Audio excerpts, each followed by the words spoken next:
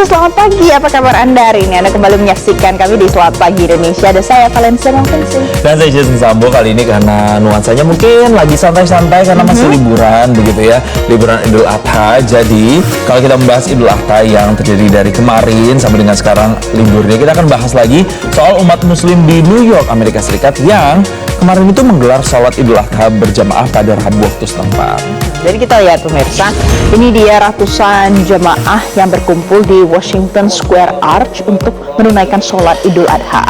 Dan dalam kesempatan ini ada Imam Khalid Latif yang menyampaikan khotbah di hadapan para jemaah. Dan menurut Imam Khalid Latif, komunitas muslim tidak hanya sekedar berdiri berdampingan dalam doa, namun juga harus menjadi komunitas yang punya rasa kasih sayang dan kepedulian mendalam baik terhadap sesama maupun terhadap diri sendiri. Sementara itu sejumlah jemaah juga menyatakan dukungan mereka kepada Zohran Mamdani yang disebut sebagai sosok wali kota muslim pertama di New York. Dan para jemaah mengaku senang bisa tinggal di kota New York yang punya komunitas muslim besar, dan menurut mereka penting untuk melihat generasi muda muslim saat ini mampu menorehkan prestasi, memberikan kontribusi di tengah masyarakat Amerika. Jadi ini adalah salah satu cara untuk memaknai Idul Adha di New York. Betul, dan kita bisa melihat di sini bahwa peringatan Idul Adha di New York juga berlangsung dengan damai begitu ya. Para jemaah di sana bisa mengikuti rangkaian ibadah dengan lancar dan dapat memahami dan memaknai makna Idul Adha untuk tahun ini. Tapi yang memaknai makna Idul Adha tidak hanya mereka ada di New York, tapi kemarin kita juga lihat Presiden Prabowo Subianto ini melaksanakan sholat Idul Adha 1447 Hijriah di Wisma Indonesia Paris bersama dengan diaspora Indonesia. Dan usai melaksanakan sholat, Presiden bersilaturahmi dan bersalaman dengan diaspora yang hadir. Jadi didampingi anaknya Didit Hadi Prasetyo dan Sekretaris Kabinet Teddy Indrawijaya, kehadiran Presiden Prabowo Subianto disambut hangat para diaspora yang turut hadir. Sholat Idul Adha yang diikuti oleh para WNI dan diaspora Indonesia yang berada di Paris juga berlangsung hikmat pemirsa. Sholat Idul Adha sendiri dipimpin oleh imam sekaligus khatib Fahrudin Arozi yang merupakan alumni S2 Universitas Islam Internasional Islamabad, Pakistan.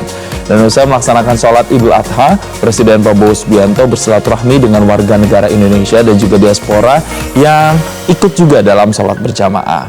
Tapi kalau itu di Paris, pemirsa. Kalau di Indonesia sendiri, di tempat terpisah, kita juga bisa melihat kemarin momen Wakil Presiden Republik Indonesia Gibran Rakabuming Raka yang juga melaksanakan sholat Idul Adha 1447 Hijriah di Masjid Istiqlal, Jakarta. Dan Wakil Presiden Gibran terlihat didampingi sejumlah jajaran Menteri Kabinet Merah Putih. Di antaranya yang hadir yakni Menteri Agama dan Imam Besar Istiqlal Nasaruddin Umar. Kemudian ada juga Menko Pangan Zulkifli Hasan, Menko PMK Pratikno, Mensos Saifullah Yusuf, ada juga Menteri Perhubungan Budi Purwagandi, Ketua DPD RI Sultan Najamuddin, serta Ketua KPU Muhammad Afifuddin. Tapi selain pejabat negara Indonesia yang hadir di sana, turut hadir juga perwakilan negara-negara sahabat dalam pelaksanaan sholat Idul Adha 1447 Hijriah di Masjid Istiqlal.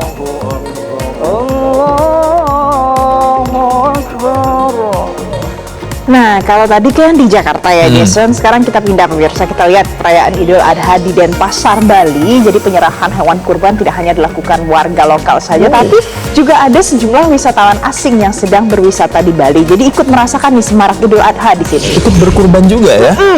Kita lihat pemirsa. Jadi seperti di daerah lainnya, jadi tradisi menyembelih hewan kurban juga dilakukan umat Muslim di Bali dalam perayaan Idul Adha tahun ini.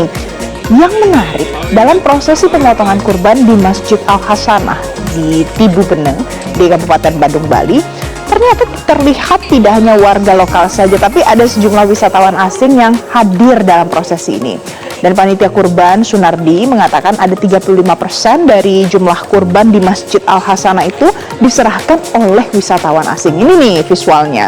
Ini adalah video yang kemudian kita dapatkan pada saat banyak wisatawan asing yang ikut dalam prosesi hewan kurban kemarin di Badung, Bali. Jadi berbagi untuk sesama dilakukan oleh sesama umat ya, tidak hanya umat muslim saja, tapi masyarakat internasional atau wisatawan juga ikut berkurban. Semoga kebahagiaan dan juga berkahnya dirasakan ya untuk warga yang ada di Bali juga. selanjutnya Jason, ini hot topic lain, kita punya ulasan lain untuk Anda. Jadi ada seorang kru KMP Munich 3 tewas setelah terjepit truk tronton pada saat mengatur kendaraan untuk masuk ke lambung kapal di dermaga 4 Pelabuhan Merak Kota Cilegon, Banten. Dan kecelakaan kerja ini pemirsa diduga karena supir tak melihat korban yang berada di area blank spot pemirsa. Jadi kalau kita lihat informasinya, peristiwa ini bermula pada saat truk tronton bermuatan 25 ton serbuk pemurnian air pada saat itu hendak masuk ke dalam kapal untuk menyeberang ke Pulau Sumatera. Tapi saat pengaturan kendaraan, sopir truk diduga tidak melihat keberadaan korban yang saat itu ada di belakang kendaraan, tepatnya ada di sebelah kanan. Sehingga ketika truk itu mundur, korban jadinya tidak sempat menghindar dan kemudian terjepit. Dan jasad korban kemudian dievakuasi ke Rumah Sakit Krakatau Medika.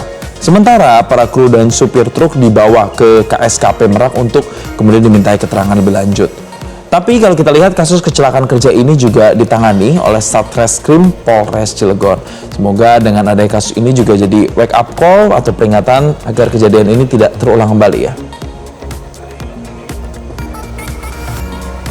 Aduh, tapi ini memang harus diantisipasi, lain kali harus ada SOP yang jelas supaya itu bisa tidak terulang lagi. Karena kan membahayakan ya Jason, dan itu posisi sangat sempit kalau Anda tadi lihat di video juga pemirsa. Betul, bicara soal kalau tadi Valen bilang harus diperjelas lagi SOP-nya. Mungkin pemirsa saat ini juga butuh kejelasan. Saat ini kan lagi ada gencatan senjata ya kalau kita lihat ya di Timur Tengah. Tapi ternyata informasinya Valen, ada 2 serangan udara Israel yang menghantam kota Gaza Palestina pada Selasa malam jelang Idul Adha sayangnya pemirsa. Dan 3 orang meninggal dunia sementara 12 orang lain yang mengalami luka-luka. Kita lihat pemirsa. Jadi sangat ironis. Jelajahi cara baru mendapatkan informasi. Download Metro TV Extend sekarang.